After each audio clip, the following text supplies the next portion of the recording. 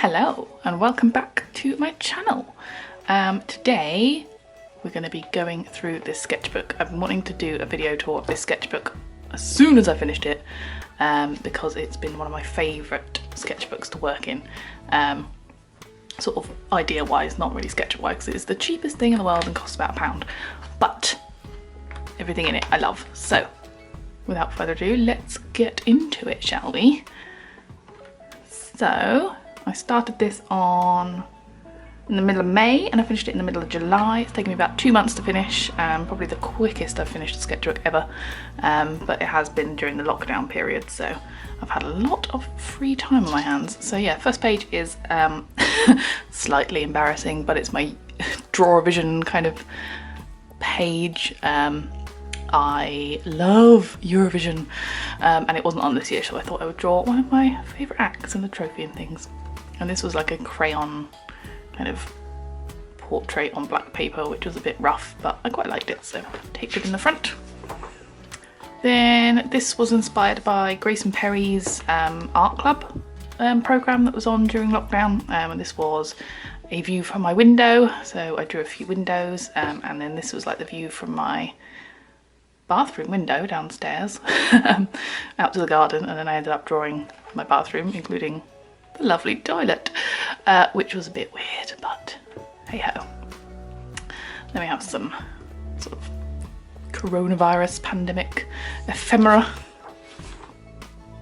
some character kind of practice. I'm trying to get like a style down. This is kind of inspired by a bit like Casey Golden's character style, sort of trying things out and then transforming that into something a bit different. I really like this chap that I drew and I like how terrified he looks, that he's a bit naked. Also really like this cat. I just watched Kiki's Delivery Service because I've never watched any of the Studio Ghibli films, so I've been trying to work my way through some of them, and I think this might have been slightly inspired by Kiki's cat. This was some Posca pens I bought. I bought the fine tipped ones and I was just swatching them out. And this was the worst page of mermaids in the world. I wanted to draw some mermaids for Mermay, and this was my first attempt and I was so discouraged. But luckily I redeemed myself. So yeah, some more character practice, some more faces. And then I wanted to do some food themed mermaids. So I did a breakfast one on my iPad. This is the lunch one, which is like based on like sandwiches, and this one's a bit weird and janky. And then I did a dinner one, which is based on pizza, because what better shape for a mermaid tail than a slice of pizza? And I actually went on to do a gouache painting of that to try out my new Himi paints, which that was the first painting I did with them. And there was some more character practice.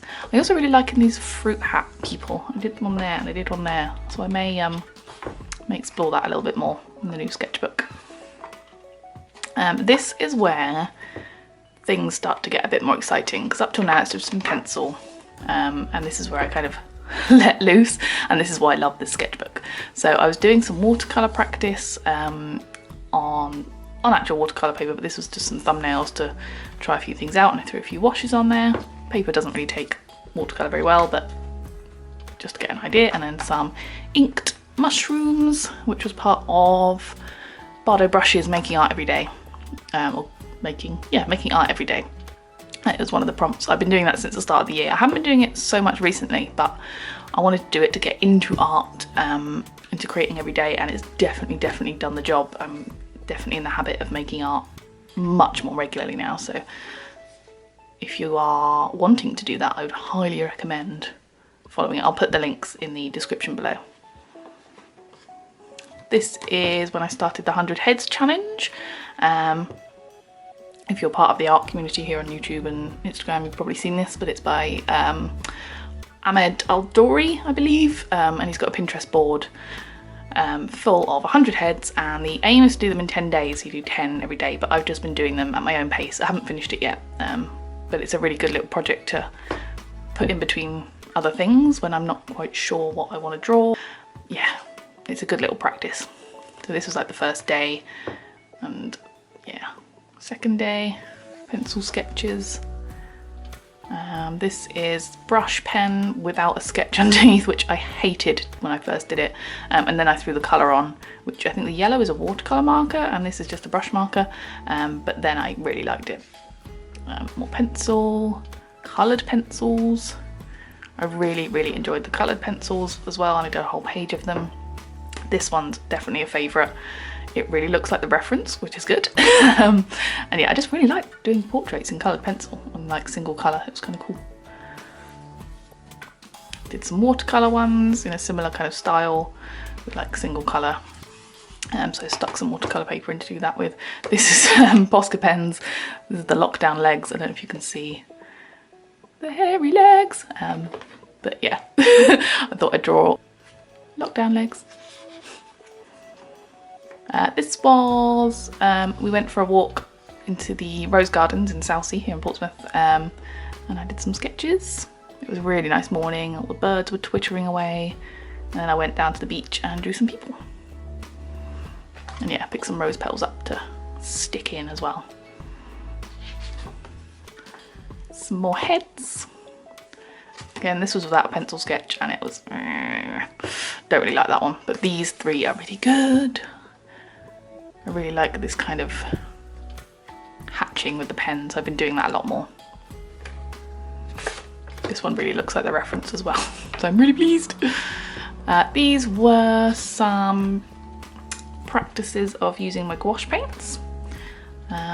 So me and my partner have 1,000,001 photography zines between us, so I was picking out some photos to use as references. So these are by Super Ordinary Life. I bought their zine as soon as I saw it when I saw it on Twitter. And it's a lovely zine. It's called The Field Guide to Noticing More, and it's just these really quiet images focused on like colour and light and things like that, and it's really lovely. So yeah, that was a no-brainer to go to get some references. This one you may have already seen if you follow me here on YouTube. This is another gouache painting of this picture from my friend Charlie. Again, another photographer we love, so I used his image as reference. And then I used another one of his. It's actually like in his zine, these are opposite pages, so I thought it made sense to do them like this. And this was ink and watercolour. Really like this one. Not quite sure if I liked it better without the watercolour, but it's good. I like it. And yeah, I'm taping the references in just so I know when I'm flicking through that it was references. This was, I found some toned like craft paper in my random stash of stuff, so I thought I'd stick some in and do some ink with white ink on top, which I really love the look of, because you can use the tone of the paper as the mid-tone and really like emphasize the highlights, which I really like this expression. This one didn't really work and it looks a bit like Jim from The Office, which it did not do in the reference. Again, these are from another book we have, which is called Seaside Polaroids by John Nicholson. Like I said, I live by the seaside and I find sort of all the different architecture and little structures it's very unique to the British seaside. So I thought I'd sketch some out, and I did another drawing on some toned paper using, I think it's ink, coloured pencils and some white pen as well. This was there's a local musician who's been doing Twitch streams during lockdown, and I thought I'd grab a sketchbook and give it a little go at sketching him while he was playing. He also has this little stuffed parrot that he puts on his mic, called Admiral Ackbar Vin Caesar. So I couldn't draw Fugitive Orchestra without drawing Admiral Ackbar Vin Caesar. I'm actually still in the middle of doing some of these as I record this. This is an Instagram challenge by Ruth Wilshaw, and it's brilliant. If you follow the hashtag #GetGouache, you'll probably see some of them, but it's like a 5x5x5 challenge, so 5 mini paintings for 5 days, and each one takes 5 minutes, even though I definitely went over on some of them. But yeah, this week was trees, So that's like my first day. And I tried to find really different reference images. And I really like some of these, especially my last day, which is these ones. I really like some of these, especially that one.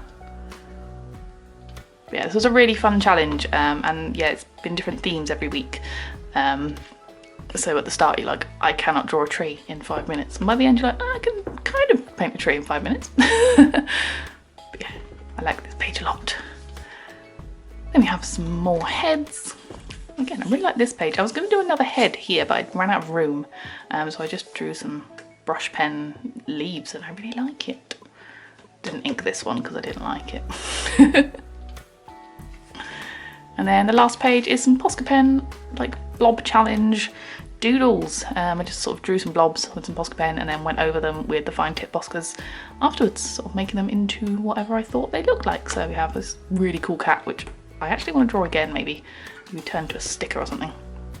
And I love upturned nose, snooty guy.